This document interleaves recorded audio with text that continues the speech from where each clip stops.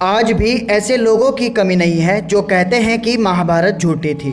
उनका कहना है कि महाभारत के गीता के उपदेश भी लोगों के मन की बनाई बातें थी, पर लगातार मिलते गए पुरातात्विक और वैज्ञानिक सबूतों ने लोगों को अपनी सोच बदलने पर मजबूर कर दिया है। और यह वीडियो देखने के बाद ऐसे लोगों का मुंह अपने आप बंद होने वाला है।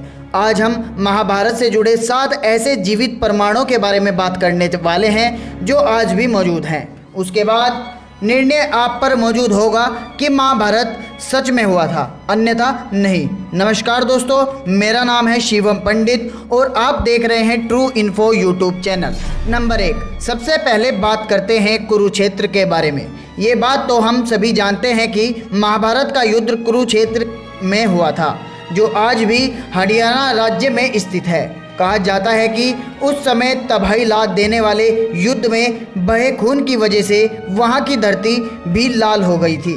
पुरातात्विक विशेषज्ञों ने भी यह माना है कि महाभारत घटना सच में घटी थी, क्योंकि उस जगह पर लोहे से बने तीर और भालों को जमीन में गड़ा पाया है, जिनकी जांच पड़ताल करने पर 2800 ईसा पूर्व का बताया जाता है, जो कि महाभारत काल के समय से के ही बने हुए हैं। यदि आप भी कुरुक्षेत्र गए होंगे तो आपको भी यह बात पता होगी। नंबर 2, दूसरे परिणाम की बात करते हैं और वह है कि आजकल के न्यूक्लियर हथियार। महाभारत में अपने ब्रह्मास्त्र नामक भयानक अस्त्र के बारे में सुना होगा। यहाँ अस्त्र धर्म और सत्य को बनाए रखने के लिए ब्रह्मा द्वारा बनाया गया एक बहुत ही विनाशकारी परमाणु हथियार था। माना जाता है कि यह एक अचूक व भयंकर अस्त्र होता था, जिसे दूसरा ब्रह्मास्त्र ही रोक सकता था, और जो इसको छोड़ता था वहीं इसको वापस लेने की क्षमता भी रखता था।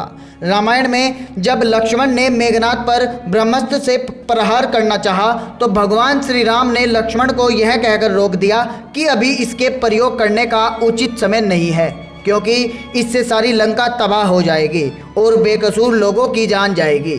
इस प्रकार यह अस्त्र रामायण और महाभारत के काल में किसी भी गिने चुने योद्धा के पास ही होता था। यानी कि यह अस्त्र ऐसा था जो पूरी दुनिया को तबाह करने की क्षमता रखता था। आप सोच रहे होंगे कि आखिर मैं आपको यह सब क्यों बता रहा हूं, तो बता ही देता हूं, क्योंकि आधुनिक काल में जो रॉबर्ट ओपनहाइमर ने गीता और महाभारत का बहुत ही गहरा अध्ययन किया। गौरतलब है कि अमेरिका ने इस वैज्ञानिक रॉबर्ट ओपनहाइमर को परमाणु बम बनाने का काम दिया था। उन्होंने महाभारत काल के ब्रह्मास्त्र अस्त्र की सगारक क्षमता पर शोध किया और अपने मिशन को नाम दिया ट्रिनिटी, जिसका हिंदी अर्थ अनुवाद करें तो उसे त्रिदेव कहते हैं। फिर रॉबर्ट ओपनहाइमर के नेतृत्व में अमेरिका के वैज्ञानिक की एक टीम ने इस प्रोजेक्ट पर काम करना शुरू कर दिया।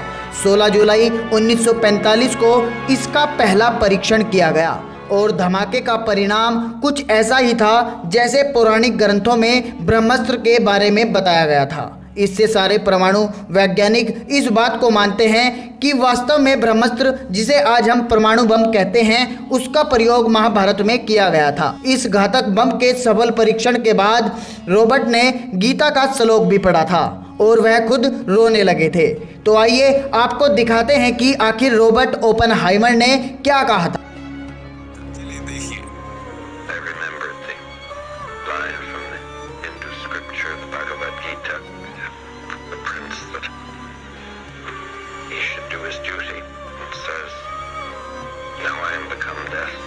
देखिए किस तरह से वैज्ञानिक भी गीता और महाभारत पर विश्वास करते हैं, लेकिन हमारे देश के कुछ धर्म विरोधी लोग हमारे इस महान इतिहास और धर्म युद्ध को एकमात्र कहानी मानते हैं। नंबर 3, अब आते हैं नंबर 3 प्रमाण पर, और वह है अंग देश का प्रमाण।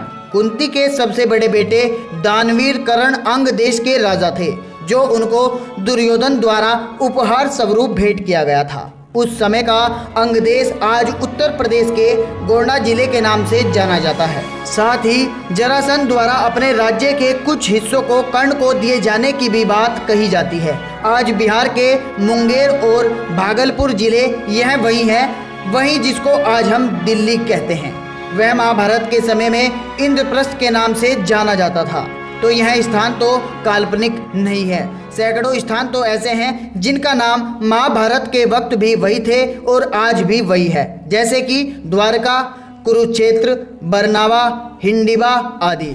नंबर 4, अब आते हैं चौथे प्रमाण पर और वह हैं चक्रव्यूह पत्थर। हिमाचल प्रदेश के हमीरपुर जिले के 16 सिंह की धारा के नीचे बसा राजनगढ़ गांव एक ऐतिहासिक स्थल के नाम से मशहूर है। प्रचलित मान्यताओं के अनुसार पांडव अज्ञातवास के दौरान यहाँ रुके थे। अज्ञातवास के दौरान अर्जुन ने यहाँ पर चक्रव्यूह का ज्ञान प्राप्त करने के लिए उसे पत्थर पर उकेरा, जो आज भी यहाँ स्थित है। इस चक्रव्यूह को अगर ध्यान से देखा जाए तो इसके अंदर जाने का रास्ता तो साफ दिखाई देता है, परंतु आने का रास्ता पता नहीं चलता। नंबर 5, अब बात करते हैं नंबर 5 की और वह है लाक्षा ग्रह। महाभारत का लाक्षा ग्रह की महत्वपूर्ण भूमिका मानी जाती है। इसमें पांडव को जिंदा जलाने की साजिश रची गई थी, लेकिन सुरंग के माध्यम से पांडवों ने बाहर निकलकर अपनी जान बचाई थी। यह वारडावत यानी कि वर्तमान में बरनावा नामक स्थान पर बनाया गया था और इसके परिणाम आज भी मौजूद हैं। नंबर 6, अब बात करते हैं छठे प्रमाण के बारे में और वह है श्रीमद् भागवत गीता। जिन्होंने श्रीमद् भागवत गीता पढ़ी होगी तो उसे अच्छी तरह से पता होगा कि उसमें अधिकांश श्लोक सिर्फ 2-2 लाइनों में लिखे हैं। अगर आप किसी भी एक श्लोक को पढ़ें या समझें तो यह श्लोक बहुत कम शब्दों में बहुत अधिक बात कह देते हैं, मानो जैसे गागर में सागर। और जितनी गहरी बातें इसमें लिखी गई है वही बात किसी भी सामान्य मनुष्य द्वारा बिल्कुल नहीं बताई जा सकती।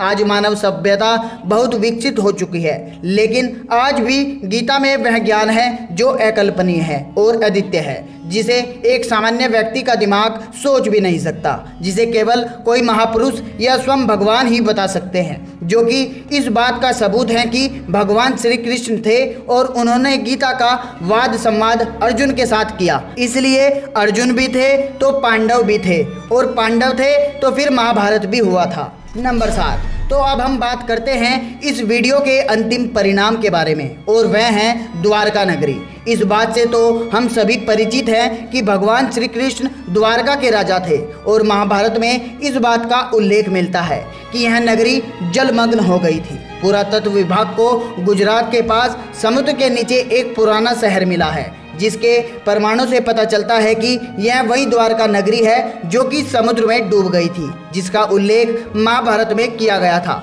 समुद्र में मिले इस अवशेष से पता चलता है कि द्वारिका कोई काल्पनिक शहर नहीं था, बल्कि एक वास्तविक शहर था। तो दोस्तों, आज हमने बात की है महाभारत के कुछ ऐसे प्रमाणों के बारे में जो कि महाभारत को सत्य साबित करते हैं। अगर और भी महाभारत से जुड़े कुछ ऐसे प्रमाणों के बारे में जानना चाहते हैं तो कमेंट करके बताएं। उम्मीद करते हैं कि आपको यह वीडियो पसंद आया होगा। अगर आपको ये वीडियो पसंद आई है तो प्लीज़ इस वीडियो को लाइक और शेयर करना बिल्कुल ना भूलिएगा और इसी तरह की इतिहास की जानकारी प्राप्त करने के लिए हमारे चैनल को भी सब्सक्राइब कर दीजिएगा। वीडियो को अंत तक देखने के लिए धन्यवाद।